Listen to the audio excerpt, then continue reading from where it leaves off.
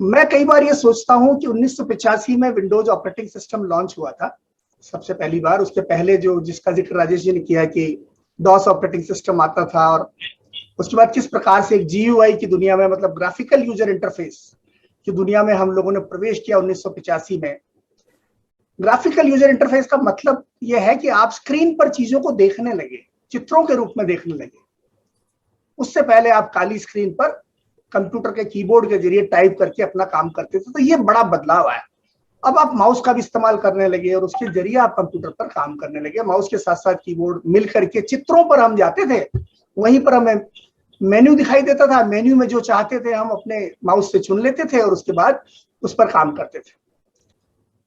कि operating system आखिरकार क्यों 1985 के बाद से लगातार विंडोज जो है वो आगे बना रहा, उसके कुछ तो कारण होंगे। जैसे मैं एक निजी प्रयोक्ता के रूप में विंडोज को वरीयता देता हूं। क्यों? हालांकि ऐसा नहीं है कि मैं सिर्फ माइक्रोसॉफ्ट में काम करने की वजह से विंडोज को वरीयता देता हूं। आपने बहुत सारे उदाहरण अभी देखे ही हैं कि उनकी वजह से विंडोज लगातार एक मजबूत होता जा रहा है, शक्तिशाली होता जा रहा है। देखिए, मेरे पास एप्पल का भी ये है, मेरे पास एप्पल का लैपटॉप भी है, एक मैकबुक भी है मेरे पास, और मेरे पास माइक्रोसॉफ्ट का लैपटॉप भी है, दोनों हैं। और मैं तकनीकी दृष्टि से भी लगभग सक्षम हूं कि मुझे लिनक्स में भी काम करने में कोई दिक्कत नहीं है। लेकिन उसके बावजूद मैं विंडोज को क्यों वरीयता देता हूं, एक प्रश्न है। मेरे पास आईपैड भी है, मेरे पास आईफोन भी है, तो सभी चीजों का मैं तुलनात्मक दृष्टि से अध्ययन कर सकता हूं और उनके बारे में मेरे जो अनुभव हुए हैं उनका इस्तेमाल करते हुए मैं आपके साथ तुलनात्मक रूप से अपनी बात साझा कर सकता हूं। तो सभी कुछ मेरे पास है, लेकिन मैं उनका प्रयोग, खासतौर पर जो नॉन विंडोज ऑपरेटिंग सिस्टम है उनका प्रयोग यदा कदा करता हूं। और जो जिसको कहते हैं हैवी लिफ्टिंग, भारी कामकाज, या मेरा मुख्य कामकाज जो है वो सारा विंडोज पर ही होता है। अब इसकी वजह क्या है? और देखिए, विंडोज जो है वो लगातार लोकप्रिय बना हुआ है। हालांकि इस बीच पिछले कुछ वर्षों में जो प्रतिद्वंदी ऑपरेटिंग सिस्टम है एप्पल और लिनक्स, उन्होंने भी बहुत सारे नए प्रयोग किए हैं और गूगल ने भी नए प्रयोग किए हैं। उदाहरण के तौर पर सन 2006 में एप्पल ने अपने कंप्यूटरों का जो माइक्रो प्रोसेसर था वो बदला था, और वो पावर पीसी आर्किटेक्चर पहले होता था, उससे वो इंटेल की तरफ आया। इंटेल के माइक्रो प्रोसेसर, इंटेल के चिप इस्तेमाल करने शुरू किए एप्पल ने 2006 में, जिनका प्रयोग वो पहले नहीं करता था, लेकिन विंडोज में उनका प्रयोग होता था। तो उसकी कुछ वजह थी। उसकी एक वजह तो ये थी कि वो ये चाहता था कि पावर कंजम्पशन जो है कंप्यूटर में वो थोड़ा बदला जाए। उसके साथ ही जो आपका इंटेल प्रोसेसर जो होता है वो कम वोल्टेज लेता है, तो कम वोल्टेज का प्रोसेसर अगर मैकिंटोश में अगर फिट होगा तो ज्यादा इनोवेशन के लिए गुंजाइश बनेगी। तो ये एक बड़ा बदलाव 2006 में एप्पल ने किया। लेकिन उसके बावजूद एप्पल मैक की जो लोकप्रियता है वो विंडोज को नहीं बीट कर पाई, उसको पीछे नहीं छोड़ पाई। कोविड का जो अभी संकट आया पिछले 2-3 साल से, जिससे हम जूझ रहे हैं, उस दौरान गूगल ने जो उसका क्रोमबुक ऑपरेटिंग सिस्टम है उसने बहुत प्रचारित किया, और कोविड संकट के दौरान गूगल के क्रोमबुक ऑपरेटिंग सिस्टम को काफी छात्रों ने और जो कामगार हैं, हमारे वर्कर्स हैं, उन्होंने काफी खरीदा। लेकिन इसके बावजूद आज की जो स्थिति है, जिसके बारे में अभी राजेश जी ने भी जिक्र किया था, कि लगभग 88% लोग दुनिया में आज भी विंडोज का ही प्रयोग करते हैं। तो आखिर क्यों? अब ऐसा नहीं है कि माइक्रोसॉफ्ट हमेशा सफल ही कार्य करता रहा है, सफल ही प्रयोग करता रहा है, नहीं। माइक्रोसॉफ्ट के अनेक प्रयोग नाकाम भी हुए हैं। उदाहरण के तौर पर विंडोज विस्टा जो माइक्रोसॉफ्ट ने जारी किया था विंडोज एक्सपी के बाद, वो सफल नहीं हुआ था। और उसकी वजह ये थी कि विंडोज विस्टा का जब आप इस्तेमाल करते थे तो आपके हार्डवेयर को लेकर के उसमें दिक्कतें आती थी, हार्डवेयर के ड्राइवरों को लेकर के दिक्कत आती थी। उसी तरह से माइक्रोसॉफ्ट का एक और ऑपरेटिंग सिस्टम आया, विंडोज 8। विंडोज 8 भी लोकप्रिय नहीं हुआ। विंडोज 8 में क्या कमियां लोगों को लगी? पहली बात तो ये थी कि विंडोज 8 जो था उसमें स्टार्ट बटन आपका हटा दिया गया था। जो स्टार्ट बटन आज हम इस्तेमाल करते हैं, जिस पर क्लिक करने पर सारे प्रोग्राम दिखाई देते हैं, विंडोज 8 में उसको हटा दिया गया था। और दूसरा बदलाव ये आया कि उसमें आपके स्मार्टफोन की तरह ही जो आइकन्स होते हैं स्मार्टफोन की स्क्रीन पर, वैसे ही आइकन आपके विंडोज के डेस्कटॉप पर आने लगे थे, बिल्कुल जैसे स्मार्टफोन पर होते हैं या टैबलेट पर होते हैं। और ये जो बदलाव थे ये नए जमाने के अनुसार किए गए थे कि जमाना बदल रहा है, दुनिया हल्के फुल्के अनुभवों की तरफ आगे बढ़ रही है, एक मोबाइल एक्सपीरियंस की तरफ आगे बढ़ रही है, तो कंप्यूटर को भी उस दिशा में जाना चाहिए यदि कंप्यूटर को प्रासंगिक बने रहना है। लेकिन जो उपयोक्ता है या यूजर्स है उनको ये पसंद नहीं आया कि स्टार्ट बटन हमसे क्यों ले लिया गया और ये जो आइकन है ये क्यों ले आए गए, हमें नहीं चाहिए। हमें तो ये पुराना जो तरीका था जिसको विंडोज एक्सपी पे जो उपलब्ध था या विंडोज 7 पर जो उपलब्ध था, हमें तो वही पसंद था।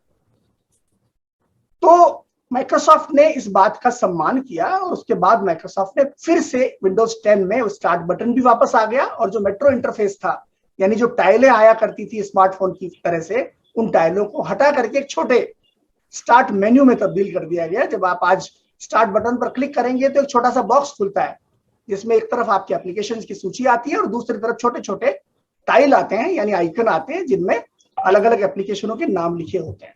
तो माइक्रोसॉफ्ट ने क्या किया, बेस्ट ऑफ बोथ वर्ल्ड्स, हम जो नए प्रयोग कर रहे हैं वो भी बने रहें, लेकिन यूजर जो चाहता है उसका सम्मान हो। यूजर नहीं चाहता कि स्टार्ट बटन हटे तो स्टार्ट बटन वापस आया, यूजर नहीं चाहता कि हमारे डेस्कटॉप पर बहुत सारे आइकन आप खुद ही बनाकर दे दें तो उसको हटा दिया गया।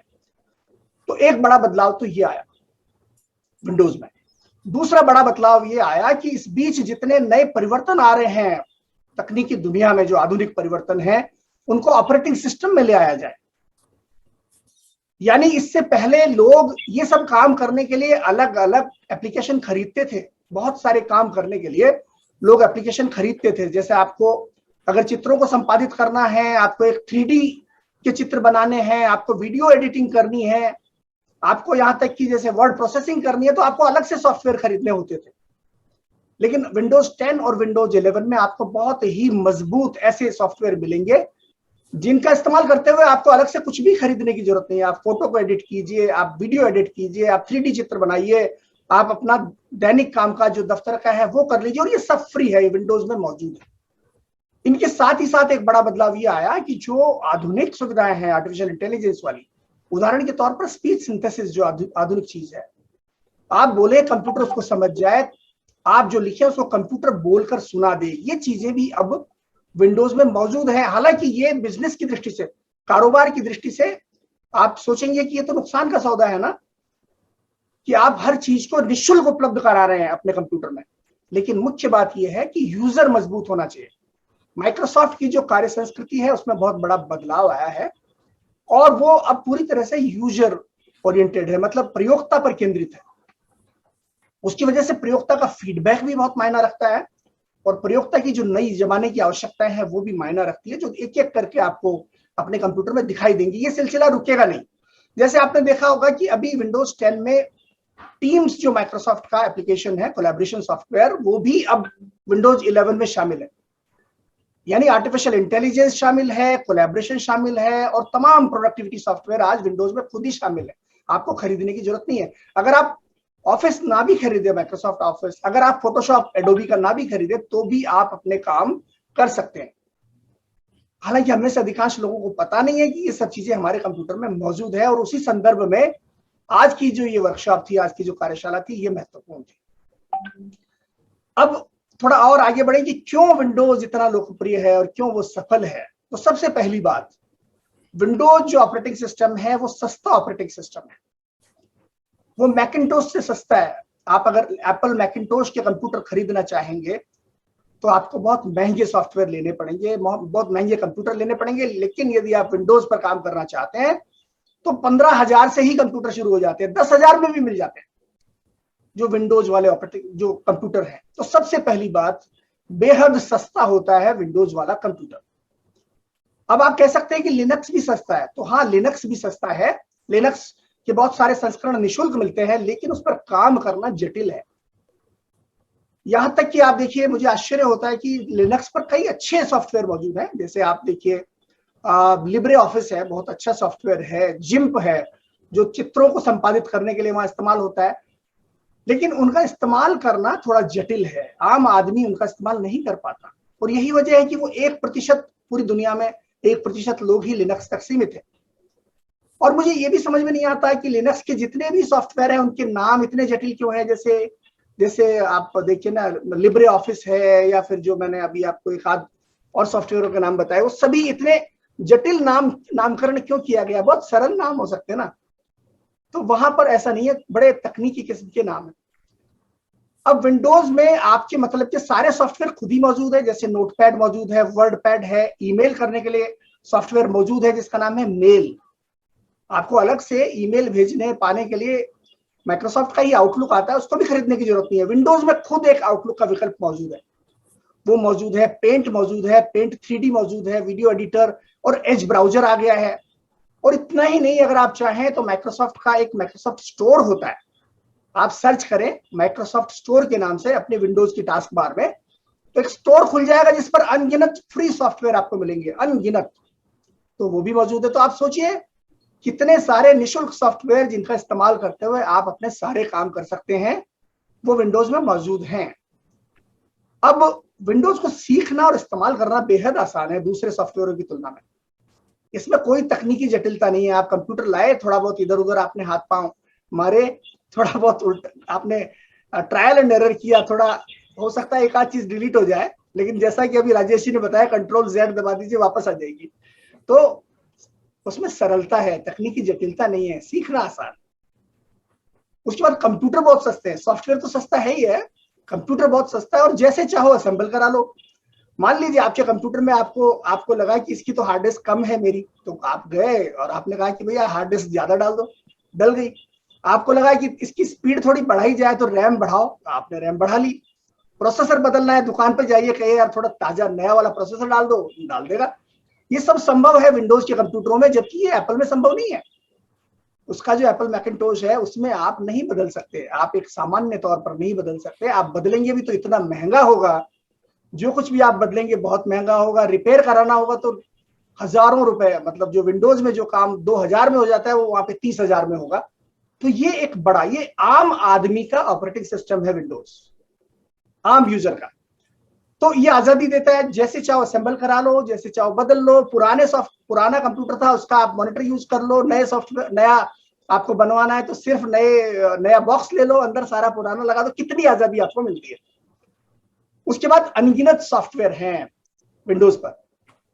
यहाँ एक बड़ी मजेदार बात आपको मैं बताऊं कि देखिए, जब कोई कंपनी कंप्यूटर बनाती है, आपने सुना होगा कि एकाधिकारवाद, एकाधिकार की चर्चा बहुत होती है तकनीकी दुनिया में, मोनोपोली।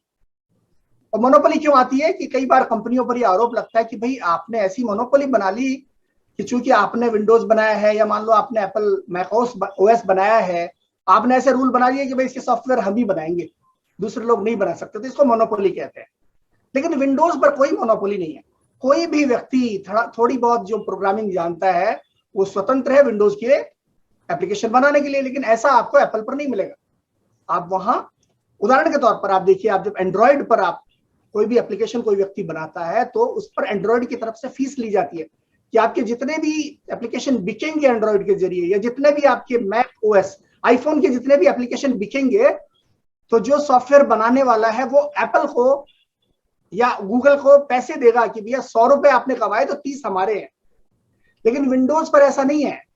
कोई भी डेवलपर अगर कोई भी सॉफ्टवेयर बनाता है तो निःशुल्क उसको वो विंडोज के लिए लॉन्च कर सकता है, उसमें माइक्रोसॉफ्ट एक पैसा भी नहीं लेता। आप बनाइए, बेचिए, आप खुद आप प्रॉस्पर कीजिए, आप आगे बढ़िए, आप तरक्की कीजिए, माइक्रोसॉफ्ट को नहीं चाहिए। ये कितना बड़ा बदलाव है। अपने ऑपरेटिंग सिस्टम पर वो उसने क्लोज ऑपरेटिंग सिस्टम नहीं बनाया, बल्कि सबके लिए खोला है कि जो भी डेवलपर चाहे आइए, एप्लीकेशन बनाइए, अपनी कंपनी खोलिए, अपनी फर्म खोलिए, अपने सॉफ्टवेयर बेचिए, हमें आपसे कुछ नहीं चाहिए, हमें आपसे कोई कमीशन नहीं चाहिए। लेकिन एप्पल पर या एंड्रॉइड पर या आपके मोबाइल फोनों पर ऐसा नहीं है मित्रों। तो कितना बड़ा बदलाव। अब इसका फायदा क्या हुआ? इसका फायदा ये हुआ कि विंडोज पर अनगिनत सॉफ्टवेयर आ गए। कितने डेवलपर्स हैं जिन्होंने विंडोज के लिए सॉफ्टवेयर बनाए, तो बहुत प्रचुरता से उपलब्ध है। आपको छोटा से छोटा काम करना हो, आप गूगल पर या बिंग पर जाके सर्च कीजिए कि इस काम के लिए सॉफ्टवेयर चाहिए विंडोज का, सैकड़ों आपको विकल्प मिलेंगे। आप डाउनलोड कीजिए, उनमें से कितने फ्रीवेयर होंगे, निःशुल्क होंगे, डाउनलोड कीजिए, इस्तेमाल कीजिए, कुछ नहीं देना, माइक्रोसॉफ्ट कुछ नहीं ले रहा। तो ये कितनी बड़ी बात है ना। तो ये अगेंस्ट मोनोपोली, ये एकाधिकार के विरुद्ध है ये चीज। उसके बाद हर तरह के सॉफ्टवेयर आपको विंडोज पर मिलेंगे। प्रोग्रामिंग करना चाहे प्रोग्रामिंग कीजिए, ग्राफिक्स का काम करना चाहे वो कीजिए, आप वीडियो एडिटिंग करना चाहे आप डाउनलोड कीजिए, खरीदिए वो कीजिए, प्रोडक्टिविटी यानी ऑफिस के दफ्तर के कामकाज करना चाहे, आराम से ढेरों सॉफ्टवेयर आपको मिलेंगे जिनको आप खरीदिए या आप इस्तेमाल कीजिए। जरूरी नहीं माइक्रोसॉफ्ट से ही लें, लेकिन दुनिया भर के सॉफ्टवेयर आपको आपके पास उपलब्ध है। लेकिन अन्य पर ऐसा नहीं है। जैसे आपको आप देखिए जो इंटरनेट पर डाउनलोड करने वाली वेबसाइटें हैं, अगर आप वहां जाएंगे और आप देखेंगे कि विंडोज में डाउनलोड के लिए कितने सॉफ्टवेयर हैं और मैक पर काम करने वाले सॉफ्टवेयर डाउनलोड के लिए कितने उपलब्ध हैं, तो कम से कम 10 गुना सॉफ्टवेयर विंडोज के लिए उपलब्ध होंगे वहां पर, 10 गुना। जैसे 50,000 अगर विंडोज पर है तो मैक के लिए 5,000 भी नहीं होंगे शायद। क्यों? क्योंकि माइक्रोसॉफ्ट ने सबको फ्री ये सुविधा दी है। अच्छा, उसके बाद जो डेवलपर है कम्युनिटी, जो लोग विकास करते हैं सॉफ्टवेयरों का, उनके लिए भी माइक्रोसॉफ्ट ने एप्लीकेशन दिए जो निःशुल्क उपलब्ध है। माइक्रोसॉफ्ट का विजुअल स्टूडियो जिसका इस्तेमाल करके सॉफ्टवेयर बनाए जाते हैं मित्रों, आप फ्री में डाउनलोड कर सकते हैं। और अगर आपको प्रोग्रामिंग आती है, आपको सॉफ्टवेयर डेवलपमेंट आता है, तो आप खुद सॉफ्टवेयर बना सकते हैं, फ्री में उपलब्ध है, डेवलप करने वाला सॉफ्टवेयर भी। तो आपने अक्सर सुना होगा इस प्रकार के मंचों पर यह बात होती है कि हमें फ्री एंड ओपन सोर्स के कार्यक्रम, फ्री एंड ओपन सोर्स यानी निःशुल्क और मुक्त स्रोत जो सॉफ्टवेयर है उनको इस्तेमाल करना चाहिए। जैसे भारत सरकार में भी कहा जाता है कि जो निःशुल्क और मुक्त स्रोत सॉफ्टवेयर हैं उनको प्रोत्साहन दिया जाए। लेकिन क्या आपको पता है कि आज दुनिया में फ्री एंड ओपन सोर्स की सबसे बड़ा योगदानकर्ता कौन है? Microsoft. Free and open source में सबसे ज्यादा योगदान माइक्रोसॉफ्ट कर रहा है आज की तारीख में।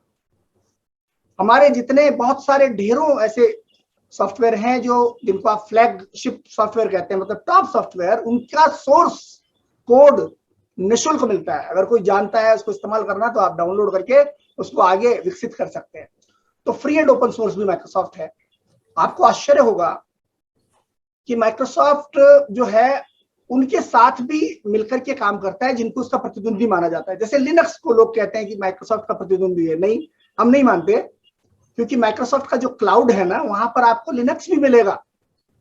आप अगर ऑनलाइन लिनक्स को यूज करना चाहें तो माइक्रोसॉफ्ट के क्लाउड पर जाइए और वहां से आप लिनक्स को इस्तेमाल कर लीजिए माइक्रोसॉफ्ट के क्लाउड पर। कौन कहता है वो हमारा प्रतिद्वंदी है? नहीं। एप्पल के साथ हम मिलकर के बहुत सारे काम कर रहे हैं। जैसे माइक्रोसॉफ्ट ऑफिस आपको एप्पल के लिए भी उपलब्ध है, मैक ओएस पर आप जाइए और ऑफिस का इस्तेमाल कीजिए। तो हमारे लिए कोई भी माइक्रोसॉफ्ट के लिए वो भावना नहीं है कि ये प्रतिद्वंदी है तो इनके साथ हम काम नहीं करेंगे। गूगल के साथ माइक्रोसॉफ्ट ने काम किया है।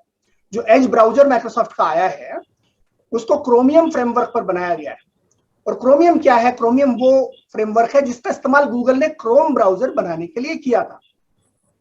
तो गूगल के साथ भी हम मित्रतावत हैं, एप्पल के साथ भी मित्रतावत हैं। जो ओटीएफ फॉन्ट्स बनाए गए, मल्होत्रा जी बहुत अच्छी तरह जानते हैं, ओपन टाइप फॉन्ट्स के बारे में अक्सर बात करते हैं। ओपन टाइप फॉन्ट जो बनाए गए उनमें माइक्रोसॉफ्ट, एप्पल और एडोबी तीनों ने मिलकर के काम किया है। तो बड़ी खुली ये कंपनी है, इसको मतलब क्लोज नहीं है, बहुत खुली हुई कंपनी है।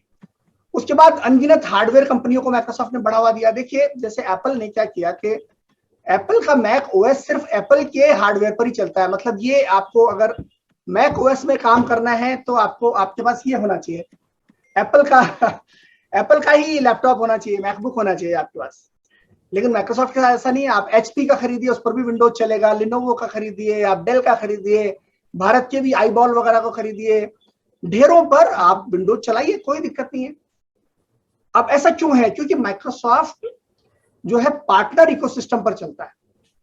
मतलब अनगिनत कंपनियों को पार्टनर के रूप में उसने बढ़ावा दिया है कि आप आइए, आप बढ़ाइए, हम हार्डवेयर नहीं बनाएंगे, हार्डवेयर आप बनाइए और हम आपको आगे बढ़ाएंगे। तो ये एक बात है। अब दूसरी कंपनियों को बढ़ावा देने के लिए माइक्रोसॉफ्ट ने आईओएम प्रोग्राम शुरू किया। आपने शायद सुना होगा आईओएम का मतलब है कि जो विंडोज आप अगर मार्केट में खरीदते हैं तो विंडोज हो सकता है आपको 8,000 या 10,000 में मिले, लेकिन जब आप एक हार्डवेयर, एक लैपटॉप खरीद के लाते हैं तो वो सिर्फ 2,000 में मिल जाता है विंडोज, या 1,800 में ही मिल जाता है। तो वो क्यों मिल जाता है? क्योंकि माइक्रोसॉफ्ट ने कहा है कि एचपी वालों को कि आपके कंप्यूटर में हम बहुत सस्ता विंडोज डाल के देंगे ताकि आप भी आगे बढ़ सके और विंडोज भी फैले। तो ये बनाए गए ताकि ज्यादा से ज्यादा दूसरी कंपनियों को आगे बढ़ने का मौका मिले विंडोज का इस्तेमाल करते हुए। उसके बाद और भी बहुत सारे इसमें फायदे हैं जिनका जिक्र अभी राजेश जी ने किया, थोड़ा मैं आपसे कर ही रहा हूं।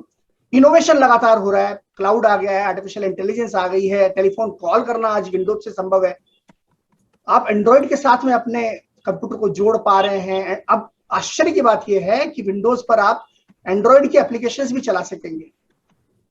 जो सिर्फ आप अब तक एंड्रॉइड पर इस्तेमाल करते थे वो विंडोज पर चलने लगे, विंडोज 11 पर चलने लगे, आपके फोन वाले एप्लीकेशंस। तो कितना सारा इनोवेशन हो रहा है विंडोज पर। उसके बाद एज ब्राउजर की बात करें, जो ब्राउजर आया है विंडोज के साथ में ऑटोमेटिकली आता है, उस पर देखिए एक तो बहुत तेज है वो, आप थोड़ा भी इंटरनेट पर सर्च कीजिए, उसको कंपेयर कीजिए कि Microsoft Edge browser versus Chrome browser versus safari या दूसरे ब्राउजर है, तो स्पीड किसमें तेज है, सिक्योर सुरक्षित कौन सा है, तो आपको इंटरनेट पर पता चलेगा कि एज ब्राउजर ज्यादा सेफ है, ज्यादा तेज चलता है। लेकिन ज्यादा बड़ी बात क्या है कि ब्राउजरों के अपने एप्लीकेशंस आते हैं, एज ब्राउजर के भी अपने एप्लीकेशंस होते हैं, वो एज ब्राउजर में चलते हैं। जैसे विंडोज के एप्लीकेशन है, विंडोज के सॉफ्टवेयर है जो विंडोज पर चलते हैं, वैसे आजकल ऐसे भी बहुत सारे एप्लीकेशन आते हैं जो ब्राउजर के अंदर चलते हैं। क्रोम के अंदर आप जाएंगे तो गूगल के बनाए हुए या दूसरे लोगों के बनाए हुए एप्लीकेशंस आपको मिलेंगे, एक्सटेंशंस आपको मिलेंगे जो आप ब्राउजर के अंदर चला सकते हैं। वो सॉफ्टवेयर जैसे ही हैं लेकिन ब्राउजर के अंदर चलते हैं, क्रोम के अंदर। वैसे ही एप्लीकेशन एज के अंदर भी होते हैं, लेकिन एज की खास बात यह है कि एज में खुद एज के एप्लीकेशंस भी चलेंगे लेकिन क्रोम के भी चलेंगे।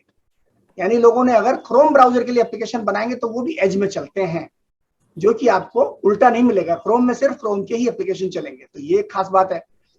विंडोज अब पूरी तरह से सुरक्षित भी है। विंडोज 10 और विंडोज 11 अगर आप लाते हैं, आपको एंटीवायरस खरीदने की जरूरत नहीं है, खुद विंडोज के अंदर इतनी सुरक्षा मौजूद है। और क्यों है? क्योंकि मित्रों माइक्रोसॉफ्ट ने अनेक एंटीवायरस कंपनियों का अधिग्रहण किया है और उनकी जो तकनीक है वो विंडोज में समाहित है। आज मैंने पिछले 5 साल बल्कि 6 साल में एक भी एंटीवायरस सॉफ्टवेयर इंस्टॉल नहीं किया है मेरे कंप्यूटर में, लेकिन मेरे कंप्यूटर में एक भी चुनौती आज तक नहीं आई है, क्योंकि खुद विंडोज में इतनी सारी सुविधाएं हैं। अब मैं चाहूं तो खाली विंडोज की सिक्योरिटी पर ही एक सेशन हो सकता है, लेकिन मैं ज्यादा बात नहीं करूंगा। लेकिन ये बहुत सुरक्षित है। पहले कहा जाता था कि मैकिन्टोश ज्यादा सुरक्षित है या लिनक्स सुरक्षित है, अब विंडोज भी बेहद सुरक्षित है, क्योंकि उसके भीतर ही एंटीवायरस मौजूद है जो बड़ा ताकतवर है। उसके बाद प्राइवेसी, विंडोज पर आपका जो डेटा इस्तेमाल होता है वो कभी भी उसका इस्तेमाल माइक्रोसॉफ्ट नहीं करता, ये गारंटीड है। मतलब ये आपको बाकायदा लिख कर दिया जाता है। विंडोज जब आप उसकी सदस्यता लेते हैं तो आता है कि आपका डेटा आपका प्राइवेट डेटा है, यानी आप सुरक्षित हैं। जबकि अन्य, जैसे आप क्रोमबुक यूज करते हैं या अन्य यूज करते हैं, तो ये बात नहीं कही जा सकती। आपका गोपनीय डेटा आप तक ही सुरक्षित रहे, ये जरूरी नहीं है। तो ये बहुत सारी चीजें हैं। और अंत में जो महत्वपूर्ण बात है वो ये है कि आप सिर्फ एक कंपनी पर पूरी तरह से निर्भर नहीं है। यदि आप विंडोज का ऑपरेटिंग सिस्टम इस्तेमाल करते हैं तो सिर्फ माइक्रोसॉफ्ट पर आप निर्भर नहीं है, क्योंकि हार्डवेयर किसी का होगा, सॉफ्टवेयर दूसरों के होंगे। लेकिन आप अगर मैक ओएस, अगर आप एप्पल मैकिन्टोश का इस्तेमाल करते हो तो एक ही कंपनी पर आप निर्भर है। कल को वहां कुछ भी गलत हुआ तो आपके साथ आपका सिस्टम या आपका जो कुछ भी है वो सफर करेगा। लेकिन यहाँ पर ऐसा नहीं है, एक सॉफ्टवेयर नहीं चला, दूसरा डाउनलोड करके उसको इस्तेमाल कर लीजिए। तो यहाँ बड़ी व्यापकता है, यहाँ बड़ा खुलापन है, ये यूजर ओरिएंटेड है, लगातार बढ़ रहा है, लगातार इनोवेशन हो रहा है विंडोज में। सस्ता है, सुविधाजनक है, बेहद सरल है, तकनीकी जटिलता नहीं है। ऐसे फीचर आ रहे हैं जिनके लिए पहले पैसा खर्च करना पड़ता था, सब आज आपको निःशुल्क मिल रहे हैं। सुरक्षित है, एंटीवायरस नहीं खरीदना। मैं पहले हर साल 1300 रुपए का एंटीवायरस खरीदता था, अब मुझे वो 5-6 साल में मेरे 1300 रुपए बचते हैं, क्योंकि मैं पहले नॉर्टन एंटीवायरस खरीदता था, अब मुझे खरीदने की जरूरत नहीं है। तो ये सारी चीजें इस ऑपरेटिंग सिस्टम में बाय डिफॉल्ट मौजूद है। तो यही वजह है कि 1985 के बाद से एक भी साल ऐसा नहीं रहा, एक भी साल जब विंडोज नंबर 2 पर आया हो। तो कुछ तो बात है कि हस्ती मिटती नहीं हमारी। बहुत बहुत धन्यवाद आप सबका कि आपने ये कार्यक्रम आयोजित किया और इतना इतना समृद्ध कार्यक्रम रहा। आप सबका हार्दिक आभार, बहुत बहुत धन्यवाद।